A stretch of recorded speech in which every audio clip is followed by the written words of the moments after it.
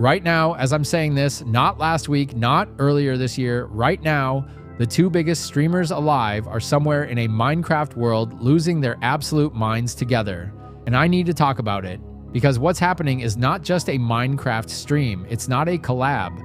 What they're doing right now is the latest entry in what I can only describe as a slow, methodical takeover of the entire streaming landscape, and I think a lot of people are sleeping on just how insane the resume is at this point. So let's get into it. The setup for anyone who hasn't seen it yet, they're playing Minecraft, hardcore mode, 1 life each. If either of them dies, the whole world resets and they start over from scratch, and they can't leave until they've beaten 4 bosses. The Ender Dragon, the Wither, the Elder Guardian, and the Warden. 4 bosses. In 2024, when they did this the first time, they only had to kill 1, just the dragon, and that took them 105 hours and 42 restarts. Kai dealt the final blow, by the way. He loves to remind people of that. And even then, even with 1 boss and 105 hours of suffering, the peaks were 381,000 on Kai's Twitch and 351,000 on Speed's YouTube simultaneously at the same time, which outdrew a full season of the Pro League of Legends season by something like 75% for a Minecraft stream. But this time, there are 4 bosses, 3 of which they have never beaten before, 3 of which they are genuinely learning mid-stream in front of hundreds of thousands of people on permadeath with no room for error. And there's a 10-day window. After 10 days with no progress, they can pick 1 boss to focus each run instead of all 4. Which sounds like a mercy rule until you realize it means this thing has a real chance of running for weeks. It's genuinely one of the craziest formats in streaming history, and they just decided to do it. It's okay, stop panicking. It's fine. I'm not. I will take care of it if I have to, bro. Hold on, I got like 4 of them. Okay, I'm gonna calm down. Within the first 2 days, they'd already had 6 restarts. 6 times starting over, 6 times losing whatever they'd built. And the reason the restart count got there that fast is because, and I cannot stress this enough, they decided to go after the Warden first. The Warden, the hardest boss in the game, the thing that has a 1-hit attack that will delete you regardless of your armor. They went for it first. There's a clip where they both get one-shotted by its sonic boom within seconds of each other, and the reaction is just stunned silence, followed by the exact face you'd expect. And somewhere around the 6th restart, they started talking about how this might genuinely take months, which, yeah, it might. There's also a moment where Speed died to a baby zombie. Not a boss, not a skeleton with a bow, a baby zombie that he had named Kai, by the way, because of a height joke, and that was a restart. That was the end of a world. They had to start all over because of a baby zombie named Kai. I love these guys, man. My job. I'm fucking sick of this shit. I'm fucking tired. Fuck this game. Fuck everything. Fuck this shit. Every fucking time. Every damn time. And honestly, same. But here's the thing about this that I think gets lost in the moment-to-moment chaos. This is not a one-off. This is a pattern. These two have been doing this to each other and to the internet for years. In July 2024, a month before the Dragon Run, they played Chained together, a co-op game where you're literally physically tethered to your partner and fall together. Physically chained, and that was a whole event on its own. Then the Minecraft Run in August. Then December 2024, they played Fortnite Ranked with a rule that they couldn't stop until they won. 1 win, that's it. It took them 57 hours, over 200 losses. They were awake for 2.5 days losing at Fortnite, and the internet could not stop watching.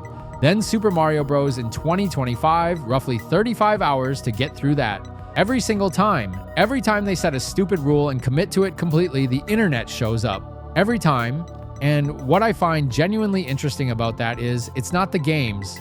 Nobody's watching because they care about Minecraft or Fortnite specifically. They're watching because these two are fully committed to whatever chaos they've agreed to walk into together.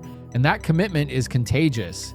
You can't look away when someone is genuinely suffering in a funny way. And I think the reason the duo works so well is that individually, both of them are operating at a level that's almost hard to explain without just listing the numbers. Kai's side first, November 2024. Mafiathon 2, a 30-day, non-stop, 24/7 subathon on Twitch. By the time it ended, Kai had 728,535 subscribers. That's the number, 728,535, which is more than double the previous record, which was held by Iron Mouse at 326,250.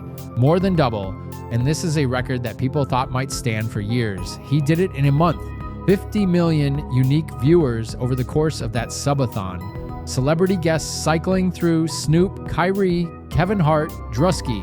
His peak on the Kevin Hart and Drusky stream hit over 720,000 concurrent viewers on Twitch, which at the time was a Twitch record for a single stream.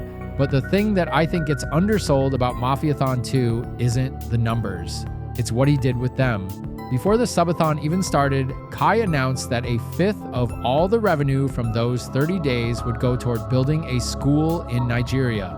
This was after he'd gone and visited the Makoko Children Development Foundation School back in March 2024, a building sitting on stilts over the water in Lagos. He didn't just pledge it from a chair back home, he went there first. He saw what those kids were actually dealing with, and then he turned the biggest subathon in streaming history into the thing that would go and fund them a whole new school. That's the move. And then, because apparently that's not enough, he built an actual university, Streamer University.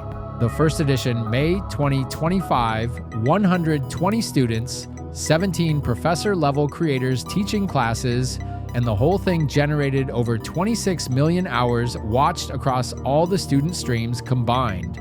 The sign-up website crashed within hours of launch after receiving over 6 million requests.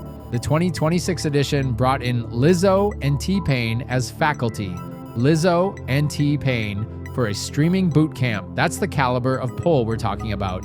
He didn't just win streaming, he went and built the infrastructure for everyone who comes after him. The stage, the pipeline, the school, 2 schools, if you're counting Nigeria. That's Kai's 2024 to 2026. And then there's Speed. Speed's 2026 is a different kind of story. Kai built the institution. Speed went planetary January 21st, 2026. His 21st birthday, he threw a birthday stream live in Lagos, Nigeria.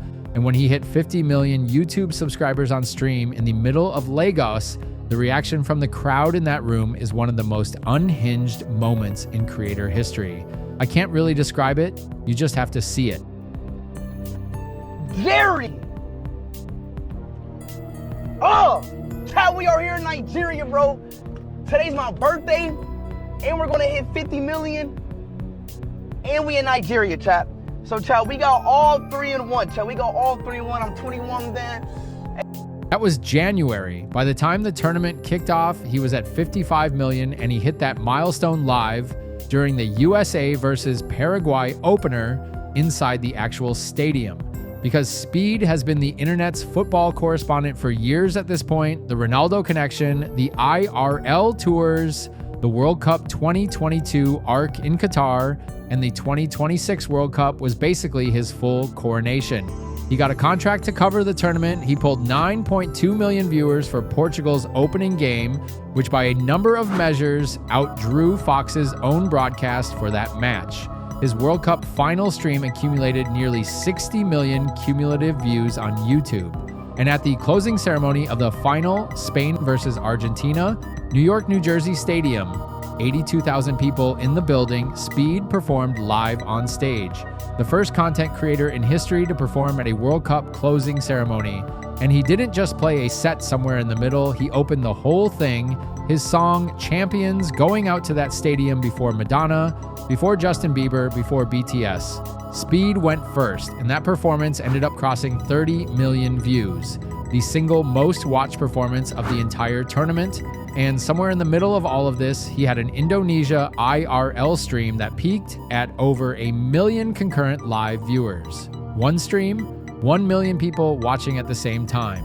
By the time the World Cup ended, Speed was sitting somewhere north of 60 million subscribers.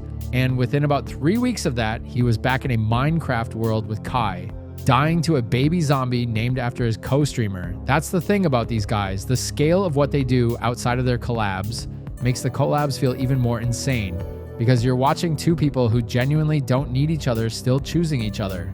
every time. And I think that's actually the point I keep coming back to. There's a version of this story where you just line up the numbers, the subs, the peaks, the watch hours, and say, yeah, they're clearly the biggest. And that's true.